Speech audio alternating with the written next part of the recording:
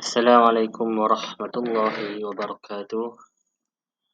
Alhamdulillah, hari ini kita dapat lagi teruskan dan sambung pelajaran kita pada yang lepas, iaitu dalam tajuk adab berhujjah. Itu pelajaran yang ke-7. Jadi, sebelum ni kita dah belajar dah pasal adab berhujjah dalam tajuk apa? Maksud, dari segi maksud dan pengertian. Maksud berhujjah apa dia? Ucapan yang disampaikan oleh seseorang di khalayak ramai. Dan yang kedua apa dia? Yang kedua ialah firman Allah Subhanahu Wa Taala dalam surah Al-Ankabut. Yang menceritakan pasal adab berhujjah ni. Betul tak? Kan kita belajar dah kan yang lepas kan? Dan yang ketiga apa dia? Adab-adab berhujjah. Jadi tiga-tiga tajuk kecil ni kita dah belajar pada pelajaran yang lepas. Jadi untuk hari ini kita akan sambung dalam subtajuk yang seterusnya. Itu apa dia? Ciri berhujjah yang baik. Okey, semua tengok sini. Ciri berhujjah yang baik. Okey, pelajar boleh buka buku teks adab pada muka surat 58. Okey, jom kita tengok sama-sama pada muka surat 58. Ciri-ciri berhujjah yang baik. Apa dia ciri-ciri berhujjah yang baik? Ni ada ciri-ciri dia. Sesuatu hujjah yang baik tu ada ciri-cirinya. Yang pertama apa dia? Yang pertama tengok sini. Poin yang pertama di sini dia beritahu berperibadi mulia dan baik. Maknanya peribadi itu mestilah baik. Maknanya akhlak kita mulia, baik, mahmudah, maknanya akhlak yang baik. Yang kedua, dia kena ada apa? Mempunyai keyakinan terhadap diri sendiri. Salah satu ciri hujjah yang baik ni, dia yakin pada diri dia sendiri. Setiap apa yang dihujjahkannya tu, dia ada keyakinan. Maknanya apa yang dihujjahkannya tu adalah berlandaskan fakta. Lagi berlandaskan apa? Al-Quran dan Sunnah. Semua ada kan? Yang kita belajar baru ni kan? Ada berhujjah tu kan? Maknanya termasuk sekali. Okey, yang ketiga. Poin yang ketiga apa dia?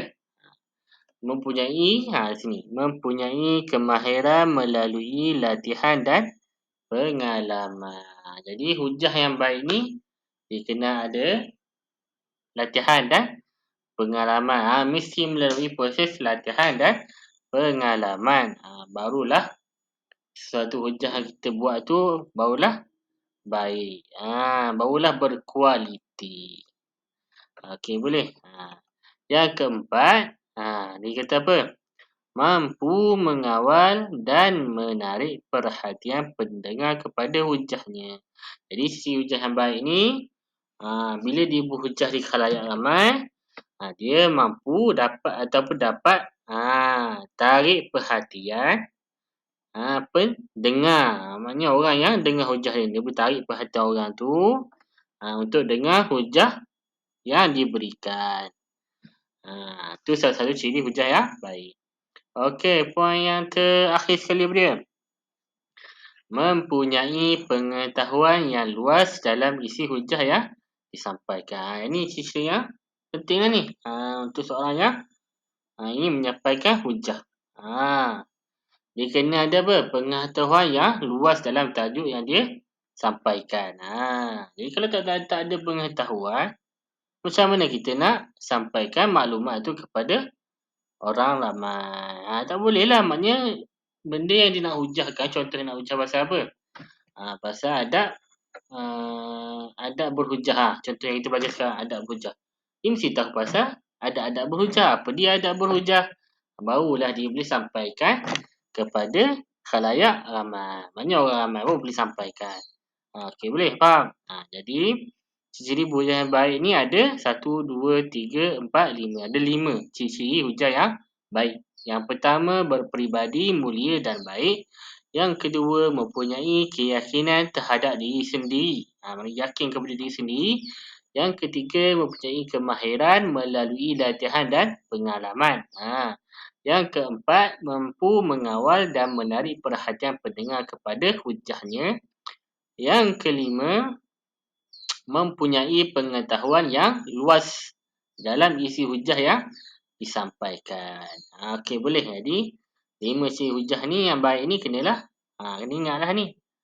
Kena hafal sikit. Bagi ingat. Boleh? Okey, seterusnya tengok tersambung pada subtajuk yang seterusnya.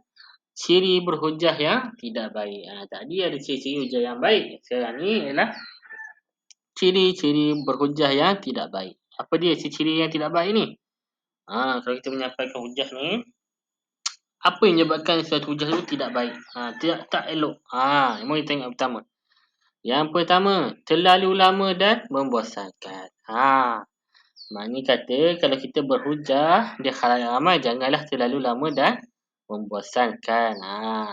Ni cakap terlalu lama hingga boleh membuat orang ramai berasa bosan. Tu ciri-ciri hujah yang tidak baik. Okey.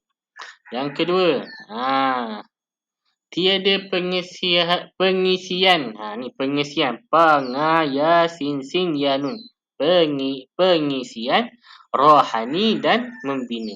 Maknanya hujah yang dilontarkan, yang disampaikan kepada ramai tak ada pengisian rohani. Rohani apa? Rohani ni dalaman kita. Dalaman kita kena ada apa? Nasihat apa semua. Tak ada. Tak ada pengisian rohani. Tu pun merupakan ciri hujah tidak baik. Yang ketiga, poin yang ketiga tengok. Menggunakan bahasa yang kasar dan kesat. Diguna bahasa yang kasar dan kesat. Tu pun merupakan hujah tidak baik. Guna perkataan yang tidak elok. Bahasa yang kasar. Contoh dia apa? Macam bodoh ke. Lagi apa lagi? Tu salah satu contohlah. Jadi dia digunakan bahasa kasar dalam penyampaian hujah ni. Tu pun ciri hujah yang tidak baik. Ingatlah. Okey, yang keempat, hujah yang disampaikan dengan cara emosi.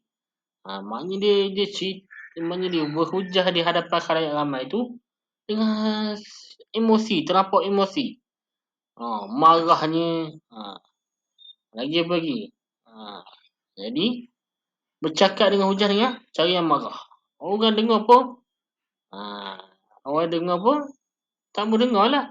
Orang yang patutnya nak dengar jadi tak mau dengar. Sebab cara yang disampaikan tu terlalu beremosi. Orang pun malas dengar. Jadi itu merupakan ciri hujah yang tidak baik. Tak baik. Maknanya tak elok lah. Okey, yang seterusnya.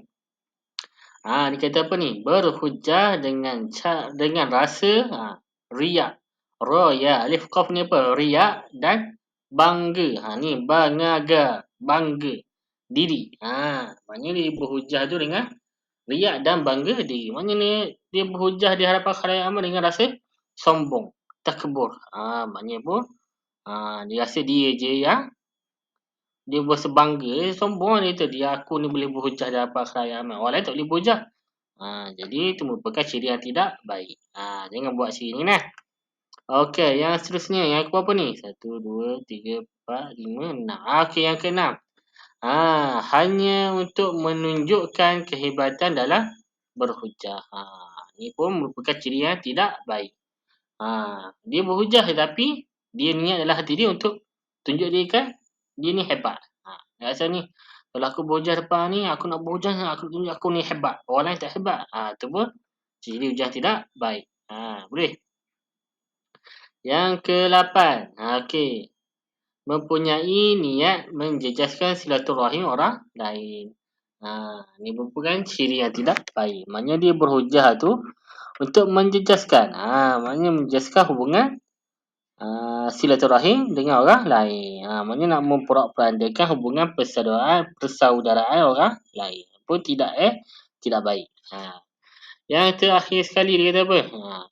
Berhujah dengan ucapan yang gagap dan tersekat-sekat. Maknanya ni berhujah tu dengan gagap tersekat-sekat.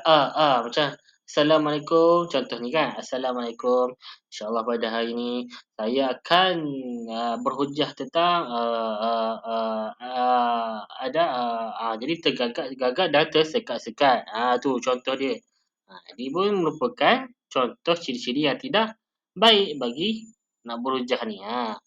Jadi seelok-eloknya dielakkanlah Ciri-ciri ini ketika kita hendak berhujah. Boleh? Jadi, ciri berhujah tidak baik ni apa dia? Ada berapa? 1, 2, 3, 4, 5, 6, 7, 8. Ada 8 ciri berhujah tidak baik. Ciri berhujah tidak baik. Yang pertama, terlalu lama dan membosankan. Dan yang kedua, tiada pengisian rohani dan membina. Yang ketiga, menggunakan bahasa yang kasar kesat. Yang keempat, hujah disampaikan dengan cara emosi. Yang kelima, berhujah dengan rasa riak dan bangga diri. Yang keenam, hanya untuk menunjuk kehebatan dalam berhujah. Yang ketujuh, mempunyai niat menjejaskan silaturahim orang lain. Yang ke-8, berhujah dengan ucapan yang gagap dan tersekat-sekat. Dia kena ingat ni. Okey, seterusnya kita tengok pula pada muka surat 60. Tengok sini tulis apa? Renungan. Ni. Ra nun waw nga nun. Renungan. Di sini tulis apa ni? Sabda Rasulullah sallallahu alaihi wasallam. Jadi tengok.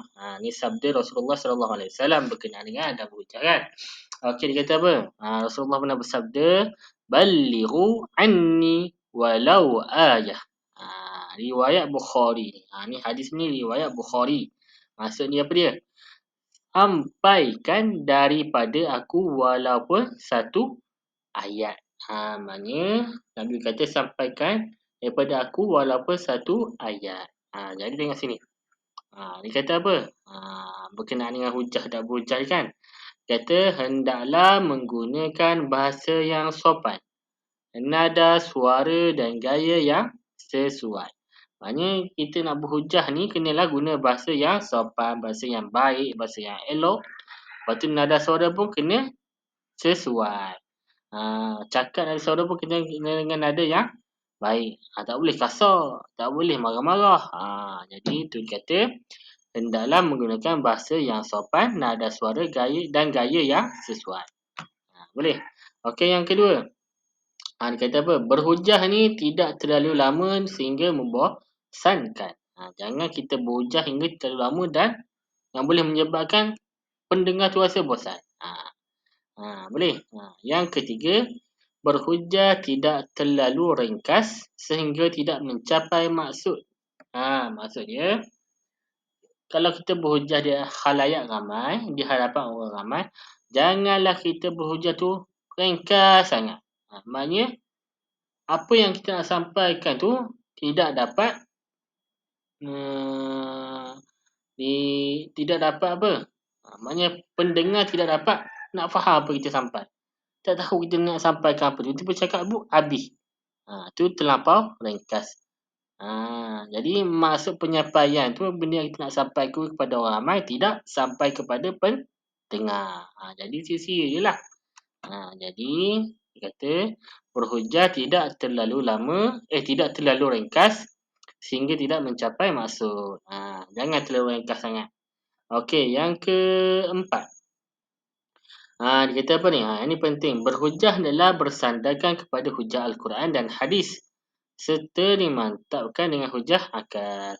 Ni seelok-eloknya kalau hujah kita tu hendaklah ada bersandarkan kepada Al-Quran dan juga hadis. Dan yang lebih baik lagi, lebih elok lagi dan lebih bagus ini dan lebih terbaik lagi dengan diiringi dengan hujah akal kita. Barulah hujah itu hujah yang terbaik. Boleh? Okey. Yang terakhir sekali. Hujah ni hendaklah disampaikan dengan penuh keyakinan, fasih dan lancar. Maknanya hujah yang nak disampaikan hendaklah kita nak sampaikan kepada orang ni, hujah yang kita nak sampaikan kepada orang ni kena yakin.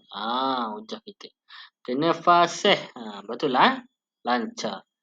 Mana fasih tak ada gagak-gagak tu tersekat-sekat tak ada lah dengan lancar ni. Boleh.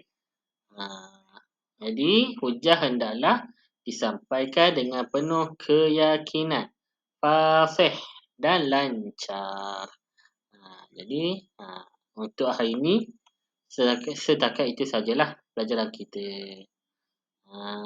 Jadi harap pelajar boleh faham. Kalau ada apa-apa yang tak faham boleh tanya dalam grup Telegram. Okey, jadi untuk hari ni kita belajar pasal apa? Pasal ciri-ciri berhujah yang baik, dan ciri-ciri berhujah yang tidak baik dan juga sabda Rasulullah. Ni sabda Rasulullah ni, hadis Rasulullah, "Ballighu anni walau ayah." Ni maksud dia. Ni maksud hadis di atas ni.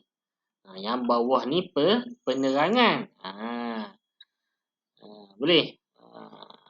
Kalau ada soalan tanya, saya tulis hadis beserta maksud yang ni lah, "Ballighu anni walau ayah."